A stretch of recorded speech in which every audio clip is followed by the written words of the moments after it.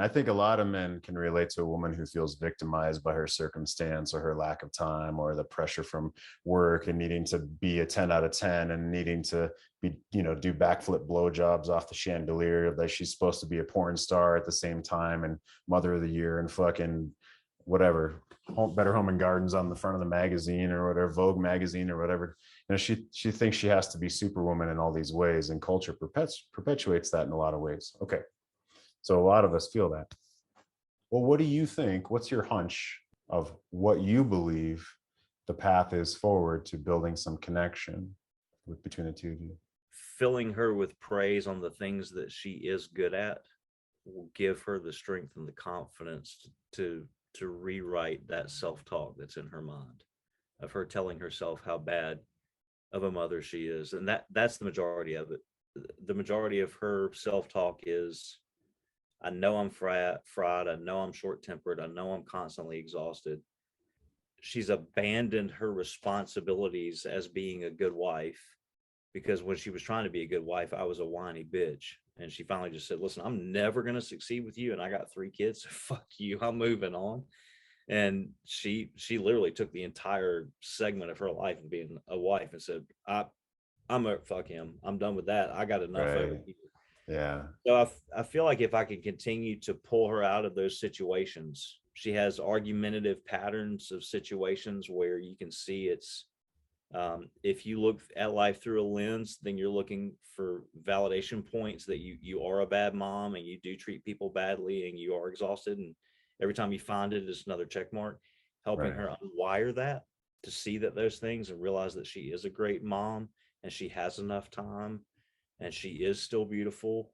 Just slowly giving her something that's in opposition to what she's telling herself, not because I want anything from her, but just so she hears from the outside love coming into her saying, nope, you're wrong. You are gorgeous. Nope, you are a great mom. Nope, nobody could have accomplished 17 things in the amount of time that 8 could be done. You're not superwoman, and nobody expects you to be. Relieve her of it. I think eventually she'll start to rewrite those stories in her head. I so appreciate you, man. That love is wanting to better someone else without being selfish with anything within our own self. And that's what you're doing. Not that the future is going to be the same, or not that we know what the future is going to bring. Well, how do you think that that's going in your estimation? How do you believe that it's going, or how do you feel your skills are in that area of giving her a different voice to look up to, as far as her own self, her own inner voice? Most recently, after I finally stopped gauging every interaction on wins for me, when I took every interaction with her and I just plugged into her and tried to pump her up, um, every opportunity I was given to unwire a story, those are my successes. Small little things that just go against her self-defeating comments or beliefs or heavy sighs. If your wife heavy sighs in the morning while she's making coffee, you know why she's heavy sighing. You Mm. typically have a good idea of the story that's running through her head. You can throw that out there. You know, you're you're going to fight traffic today the same way you fight it every morning, and you're going to get there just fine. You're not going to be late, and if you are a little bit late, you're not going to get fired. Nobody's going to think any worse of you because they're worried about the same things. Plugging into them that way, I've seen her take her focus off of those validation points and put it back on herself and start to even make those comments to herself. Well, if I'm 5 minutes late today, I'm 5 minutes late today. It's going to be okay. I think that I'm not really necessarily the bad guy. I might be the guy positioned to help her realize that she's not terrible. So little things, little changes in her scripts are big wins for me. You say, look, I want to block off 2 hours for you to go to the spa, or for you to be able to read a book if you want. And you, I'm going to help. We're going to pick the time together, but I'm not taking no for an answer. I'm going to take 2 hours off your plate. How does that go? I'm curious. It fails miserably. It's that way. No, I get it. If you step in and try to relieve her of a burden, she takes note of that and immediately pushes you out of the way, because that's validation for her that she is indeed incapable of doing what she feels like she's responsible for doing. So it's a chicken or egg thing. The perfect example is the back and forth of, the 5-year-old's not dressed. Can you please get your ass up there and get her out of the bed and get her dressed? Yes. So as soon as I find myself in the bedroom juggling a sleepy 5-year-old to try to pick out clothes, she's in the doorway telling me to get the fuck out of the way because I'm doing it wrong. Okay, so I get the fuck out of the way and go back downstairs and get coffee. Well, the whole time we will change positions 4 to 5 times every morning. If I'm doing what she wants me to do, or what she says she wants me to do, or even doing it without her telling me, then I'm doing what she needs to do. She can't be asking me for favors. She needs to step in and handle her responsibility. So she shows up and tells me to go away. Well, then it's, what the fuck are you doing? You think you can give me a hand?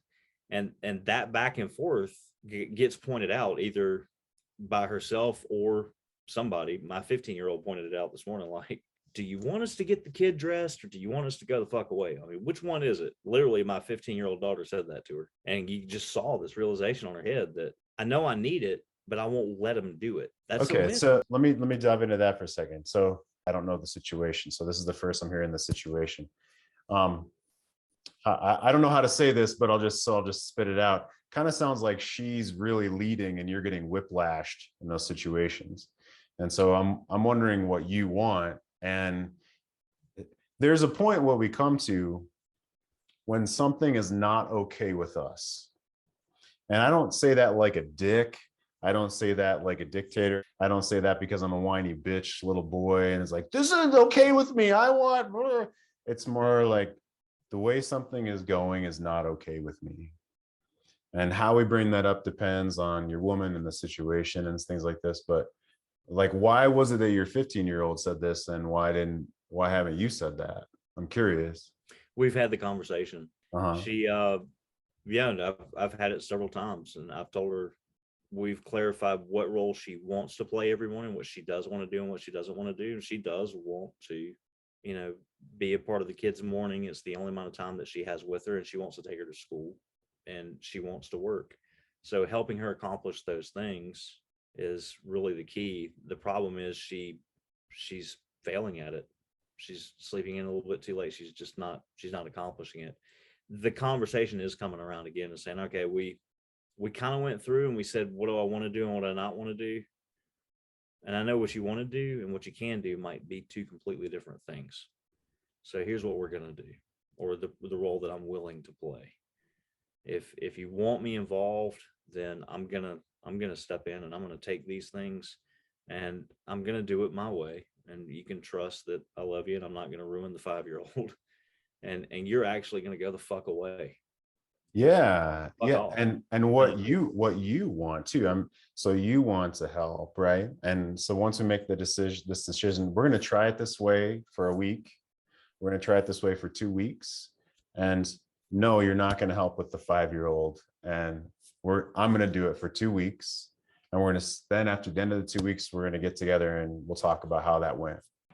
This is what I'm wondering. I mean, this is a very short discussion and you're going to do what you want. And I don't presume to know all the differences, your spot. But when she's able to whiplash you, it doesn't make her feel safe. Right? Yeah. It sounds like you feel like you have a great plan of what's going on. Well, you gotta build it one foundational block at a time, right? But when it's not about you anymore, you can kind of stand back and take a look at the fucking disaster that you've got, and you say, okay, what am I propping up first, right? Yeah. Well, your compassion for her is huge, and for yourself. It feels like you brought compassion for we crashed the train in the past and now we're on different tracks. Yeah, but Jeff, the only reason I have that compassion is 10 months of work with men. It's the only fucking reason. Phenomenal. Guys, there's us, there's her, and there's the relationship. And in every one of those entities, there's the mind and body and soul. And what you just said, and reinforcing the way she is seen in the world through your eyes. And so there's many pieces here, of course, childhood, the way we've acted in the past, the wounds of the past, and the way we're leading forward. And you guys are doing that, striving every single day, being that ideal man as best you can and cutting your teeth here with us. So I appreciate you so much.